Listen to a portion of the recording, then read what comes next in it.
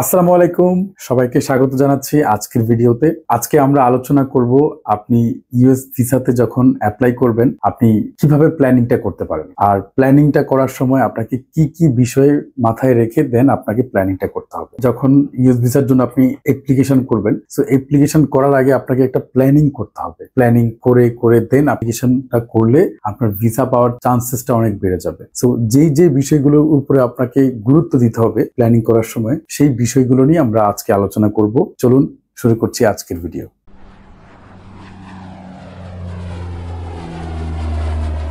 প্রথম যে পয়েন্টটা নিয়ে আমরা কথা বলবো সেটা হচ্ছে ক্যাটাগরি সিলেক্ট এবং পারপাস।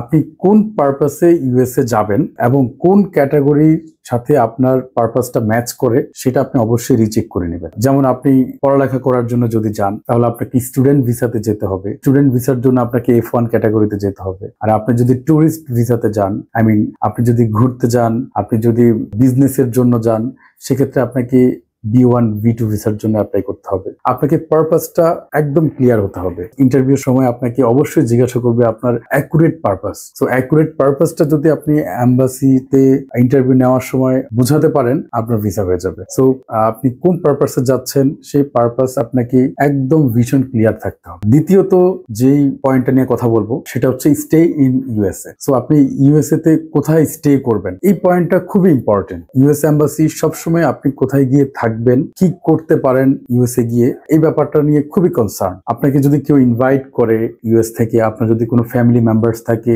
বা আপনার যদি কোনো রিলেটিভ কেউ থাকে, কেউ যদি আপনাকে ইনভাইটেশন পাঠায় ওনাদের কাছে গিয়ে থাকার জন্য, সেক্ষেত্রে আপনি তাদের অ্যাড্রেস ক্লিয়ার রাখবেন। সেই অ্যাড্রেসটা আপনি DS-160 ফর্ম এবং ইন্টারভিউতে সেই ডিটেলসটা আপনাকে বলতে হবে। যদি আপনার ওইরকম কেউ না থাকে, আপনি যদি নিজে জাস্ট ঘুরতে যান, সেক্ষেত্রে আপনি কোন হোটেলে থাকবেন, হোটেলের অ্যাড্রেসটা এবং কোথায় গিয়ে থাকবেন, মূলত এই পয়েন্টটা আপনাকে খুবই স্পেসিফিকলি ভীষণ আপনার ক্লিয়ার রাখতে হবে। 3 নম্বরে যে পয়েন্টটা নিয়ে কথা বলবো সেটা হচ্ছে personal and financial profile. So US এম্বাসিতে যখনই আপনি ইন্টারভিউতে যাবেন এবং ভিসার জন্য অ্যাপ্লিকেশন করবেন, তখন আপনার পার্সোনাল প্রোফাইলটা খুব ইম্পর্টেন্ট। আপনি কি করছেন, আপনার প্রফেশনাল ব্যাকগ্রাউন্ডটা কি, আপনার প্রফেশনাল ব্যাকগ্রাউন্ড থেকে আপনি কতটুকু আর্নিং করছেন, আপনার আর্নিংটা কতটা ভালো। সো এটার উপরও অনেক কিছুই ডিপেন্ড করে আপনার ইন্টারভিউতে, বিকজ আপনাকে এটার উপরে কোশ্চেন্স করবে যে আপনি কত টাকা আর্ন করেন। আপনার পার্সোনাল প্রোফাইল এবং আপনার ফাইন্যান্সিয়াল প্রোফাইলটা অবশ্যই আপডেট রাখার চেষ্টা করবেন।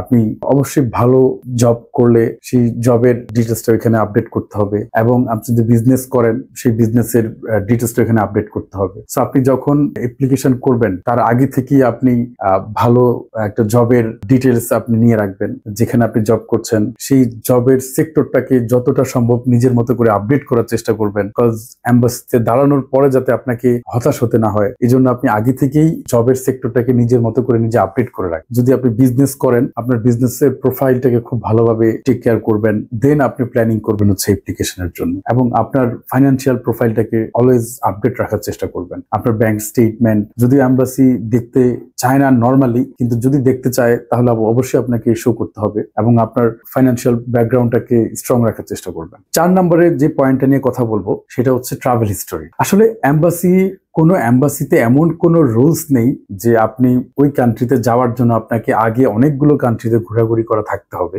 এমন কোনো রুলস নেই। কিন্তু আপনি এম্বাসিকে ট্রাস্ট করানোর জন্য, আপনি নিজেকে প্রুভ করানোর জন্য আপনাকে ট্রাভেল হিস্ট্রিটা মেনটেন করে রাখতে হবে। আপনি যদি আশেপাশে অনেকগুলো কান্ট্রি ঘুরে থাকেন তাহলে এম্বাসিকে ট্রাস্ট করানো সহজ হয়, বা আপনার নিজেকে প্রুভ করানো সহজ হয় যে আপনি একজন জেনুইন ট্রাভেলার। সো আপনি ইউএসএ যখন যাবেন, আপনি যদি সাধারণ আশেপাশের থাইল্যান্ড, মালয়েশিয়া, সিঙ্গাপুর বা আশেপাশে আরো অনেক কান্ট্রি আছে যে কান্ট্রিগুলোতে আপনি কখনোই যাননি বা একদমই কোথাও কখনো যাননি, তখন যদি আপনি এম্বাসিকে বলেন যে আমি ইউএসএ যেতে চাচ্ছি বা ঘুরতে যেতে চাচ্ছি, তখন এম্বাসি ডাউট করবেই যে আপনি কখনোই কোথাও যান নাই, হঠাৎ করে ইউএসএ বা কেন যাবেন। তো এই জন্য ট্রাভেল হিস্ট্রিটা কিছুটা আপডেট রাখাটা ভালো। চেষ্টা করবেন ঘোরাঘুরি করার। একটু ঘোরাঘুরি করা থাকলে এম্বাসিকে আপনাকে নিজেকে প্রুভ করতে সহজ হবে।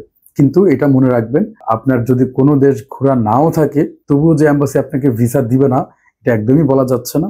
এম্বাসি যদি চায় আপনাকে ভিসা দিতে পারে। আপনি যদি অন্য কোনোভাবে এম্বাসিকে প্রুভ করতে পারেন যে আপনি ইউএসএ যাওয়ার জন্য পারফেক্ট, তাহলে এম্বাসি আপনাকে অবশ্যই ভিসা দিবে। আমরা আস্তে আস্তে আলোচনা করব। যদি কোনো দেশে ঘোরা নাও থাকে তাহলে কিভাবে আপনি এম্বাসিতে যোগাযোগ করলে এম্বাসিকে কিভাবে ইন্টারভিউ ফেস করবেন, বা আপনার যদি অনেকগুলো কান্ট্রি ঘোরা থাকে তাহলে কিভাবে ইন্টারভিউ ফেস করবেন। এই ব্যাপারগুলো নিয়ে আমরা আস্তে আস্তে অন্যান্য অনেকগুলো ভিডিওতে আমরা আলোচনা করার চেষ্টা করব। তো আপনারা অবশ্যই আপনাদের ট্রাভেল হিস্ট্রিটা আপডেট রাখার চেষ্টা করবেন। প্রতি বছরে চেষ্টা করবেন অ্যাটলিস্ট 2টো কান্ট্রি ঘোরার জন্য ইউএস এম্বাসিতে ইন্টারভিউ দেওয়ার আগে। অবশ্যই চেষ্টা করবেন প্রতি বছরে 2টা কান্ট্রি ঘোরার জন্য। 5 নম্বরে আমরা যে পয়েন্টটা নিয়ে কথা বলবো সেটা হচ্ছে কনসালটেশন। অ্যাকচুয়ালি আমরা কথাই বলি নিজের কাজ নিজে করাই ভালো, এবং আপনি চেষ্টা করবেন আপনার টোটাল ইউএস ভিসা প্রসেসের যে কাজটা আপনি সম্পূর্ণ কাজটা নিজে নিজে করার জন্য। যদি আপনি নিজে নিজে করতে পারেন তাহলে আপনি আপনার ব্যাপারে ইন্টারভিউতে সবচেয়ে ভালো বলতে পারবেন। আর আপনার কাজটা যখন অন্য কেউ করবে তখন আপনার হয়ে তাকে কাজটা করতে হবে। সো সেটাও করা যায় যদি আপনি মনে করেন যে না আমার জন্য টাফ হয়ে যাচ্ছে, সো আমি আরেকজনের কনসালটেশন নেই, সেক্ষেত্রে আপনি করতে পারেন। বাট যারা প্রতিনিয়ত ইউএস ভিসা নিয়ে কাজ করে যায় তারা অবশ্যই এই ভিসার ক্ষেত্রে কিছুটা এক্সপিরিয়েন্স নর্মালি যখন আপনি প্রথমবারের মতো আজকে ফিল আপ করবেন বা প্রিপারেশনটা নেবেন তাদের থেকে বা আপনার থেকে কিছুটা হলেও তারা এক্সপিরিয়েন্স ভালো রাখে। সো চেষ্টা করবেন নিজে নিজে করার জন্য, পাশাপাশি কোনো একজন এক্সপিরিয়েন্স পার্সনের কনসালটেশন নেওয়ার জন্য চেষ্টা করবেন।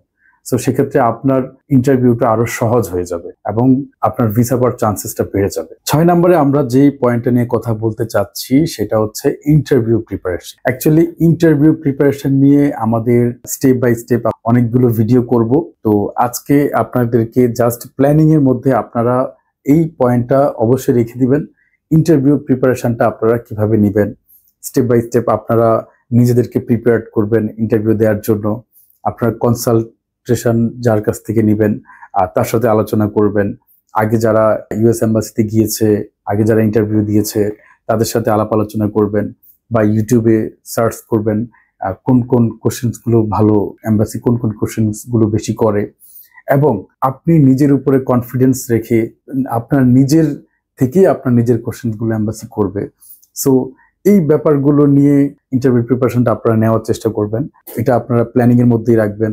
যখনই আপনারা ইন্টারভিউ দিবেন তার আগে থেকে আপনারা এই প্রিপারেশনগুলো নেওয়ার চেষ্টা করবেন। সো আপনারা যখনই ইউএস এম্বাসিতে ইন্টারভিউর জন্য যাবেন, ইউএস ভিসার জন্য অ্যাপ্লিকেশন করবেন, অবশ্যই আপনাদেরকে প্ল্যানিং করে তারপরে ইউএস ভিসার জন্য অ্যাপ্লিকেশন করা উচিত। প্ল্যানিংটা অবশ্যই নিজেদের মতো করে করবেন। আমি হয়তোবা আপনাদেরকে কয়েকটা পয়েন্ট আউট করে দিয়েছি জাস্ট আপনাদের হেল্পের জন্য। নিজেদের প্রিপারেশনটা নিজেরা খুব ভালোভাবে নিয়ে রাখবেন এবং অবশ্যই প্ল্যানিং করে দেন ইন্টারভিউতে যাবেন। সেক্ষেত্রে আপনাদের ভিসা পাওয়ার চান্সেস অনেক বেড়ে যাবে। আমি চেষ্টা করেছি সাধ্যমতো আপনাদেরকে কয়েকটা পয়েন্ট আউট করে দেওয়ার জন্য। তারপরও যদি আপনাদের কোনো প্রয়োজন হয়, কোনো কিছু জানার প্রয়োজন থাকে, অবশ্যই যোগাযোগ করবেন। আমি চেষ্টা করবো আমার সাধ্যমতো আপনাদেরকে হেল্প করার জন্য। সো ধন্যবাদ। আজকে ভিডিও এখানে শেষ করছি। ভালো থাকবেন সবাই। শুভ হোক আপনাদের পথ চলা।